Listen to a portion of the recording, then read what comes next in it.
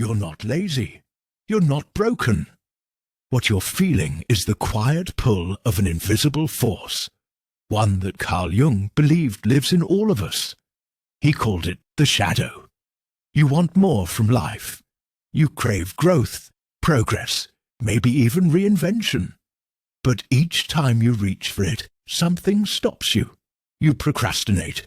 You second-guess. You numb yourself with distractions. Why? Because your shadow doesn't want you to evolve. It wants you to survive. It's that ancient part of you that equates change with danger. So every time you stretch beyond your comfort zone, your shadow steps in. Not with loud alarms, but subtle sabotage. That "I'll do it tomorrow." That sudden fatigue when you're finally ready to act. That voice whispering, "What's the point?" This isn't weakness. It's a primitive system doing what it was designed to do. Keep you safe, even if safe means stuck. Jung once said, "Until you make the unconscious conscious, it will direct your life and you will call it fate." Think about that. Every time you've fallen off track, it wasn't a lack of willpower. It was unconscious programming running the show. The shadow isn't evil. It's not the enemy. But it is outdated. It was formed during years when you had to protect yourself. Through silence, through shrinking, through staying small. Now, it's just doing what it's always done. Except now, it's holding you back. And here's the twist. The bigger your dream, the stronger your shadow becomes. Because your potential threatens the part of you that believes staying hidden, staying alive. This is why motivation fades. It's not that you don't care. It's that something beneath your caring is scared to death of what will happen if you change. But there's good news. You don't need to destroy the shadow. You need to understand it. Because once you do, you stop being ruled by invisible fears. And you start living from awareness, not avoidance. This is the first step. Not to hustle harder, but to look inward. To name what's really been driving you. And gently take the wheel back. Your shadow doesn't fight you with loud arguments. It fights with silence, subtle, slippery moments that pass unnoticed. You sit down to write. Suddenly, you're checking your phone. You plan your next move. Suddenly, you're organizing the kitchen drawer. You feel inspired. Suddenly, you're exhausted. That's not random. That's your shadow at work. It doesn't scream stop. It whispers, "This isn't the right time." Maybe after one more podcast. You're not ready yet. And you listen, not because you're weak, but because the shadow is familiar. And familiarity feels safe. Carl Jung taught us that the shadow isn't just the bad parts of you. It's every part you've been told not to be. Too bold, too needy, too different, too much. So what do? You bury it. You pretend it's not there. But buried emotions don't die. They reroute and they return as self-doubt, overthinking, avoidance. The shadow has one mission. Don't let anything threaten the identity you created to survive.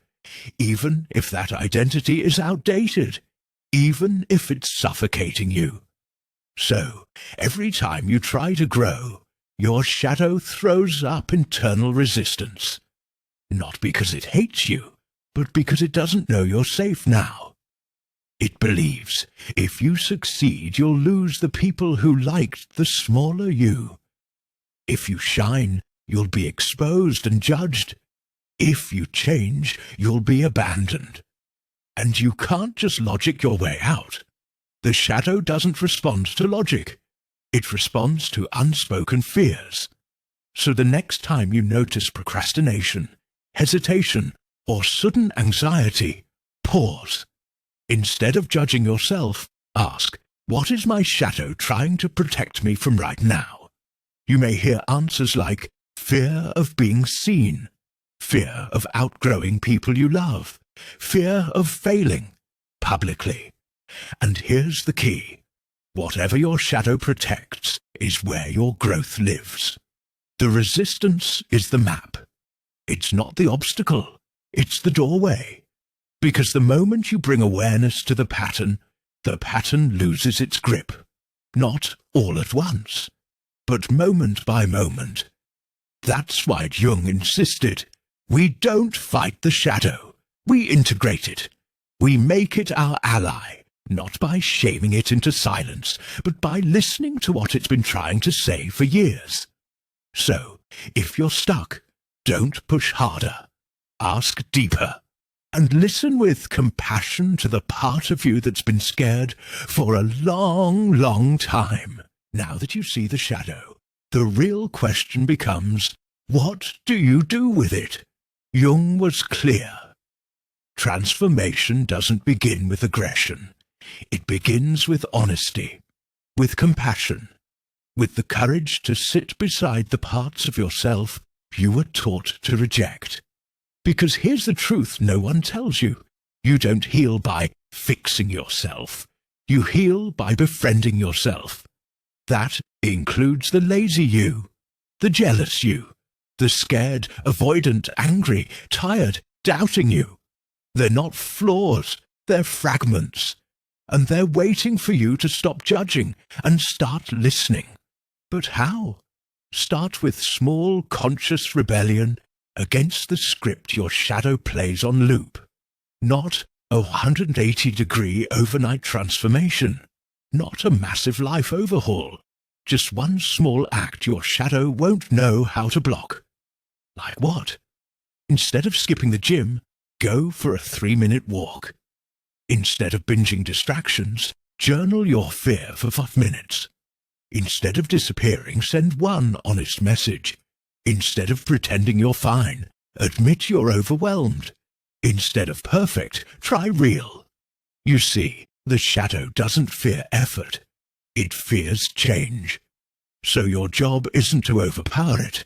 It's to surprise it with tiny truths that slip past its defense system.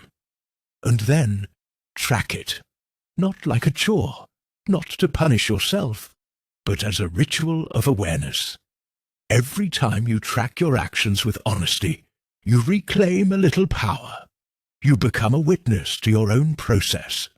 And in Jung's words, that which you observe, you begin to transform. Speak your truth. You weren't meant to fight this alone. Tell a friend. Post in a safe group. Write a letter to your future self. Why? Because shame lives in silence. And when your shadow finally speaks, it needs someone who listens without judgment, including you. Change won't come from motivation or willpower. It comes from presence. It comes from making room for the full, messy, brilliant human you are, without waiting to be ready. And here's the surprise Jung would love.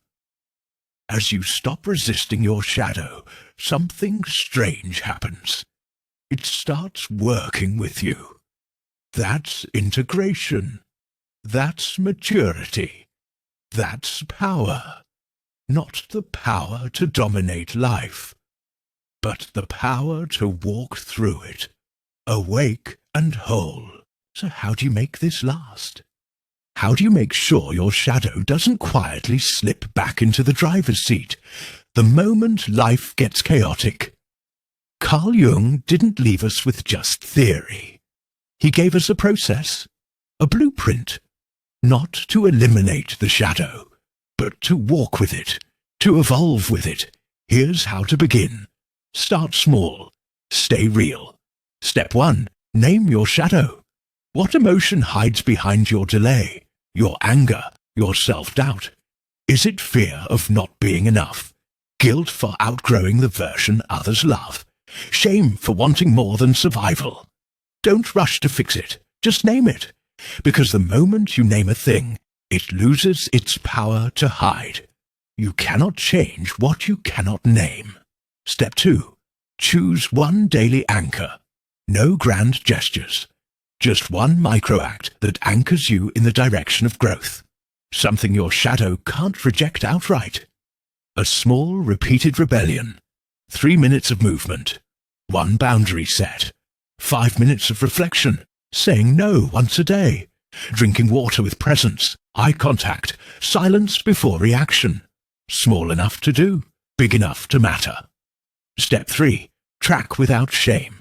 Not for judgment, but for clarity. Jung believed progress is not linear. It spirals. Some days you'll rise, others you'll return to old habits. That's not failure. That's data. Track it with curiosity, not condemnation. Ask daily, what did I do today that honored my truth? Even one honest answer is momentum. Step 4. Share it somewhere safe. The shadow thrives in isolation. It whispers lies when no one else can hear. But when you speak, when you share your journey, even if messy, even if uncertain, the shame begins to crack, the silence begins to break. Find one person, or write it online, not for applause, but for integration. Your story deserves a witness. So do you. Step 5. Expect setbacks, but return. You will slip. You will forget. You will freeze. That's not the end. That's a pause. Return to your anchor. Return to the truth. Return to the process. Because the goal isn't perfection. It's persistence. And here's the truth Jung would want you to carry. You are not broken. You are becoming. Your resistance is not a flaw. It is your former self holding on, afraid to let go. But you don't have to fight it. You can walk with it. You can build a life where ambition doesn't require burnout. Where growth doesn't mean violence against your own nature. Where discipline is devotion, not punishment. You can stop performing and start transforming. And it begins now. Not with a dramatic leap, but with one honest moment. What has your shadow been whispering to you lately? And what will you say back? Comment below with your answer, or share one small action you're committing to today. Not to be perfect, but to be present. Because the world doesn't need more hype. It needs more people who are whole. And that starts with you.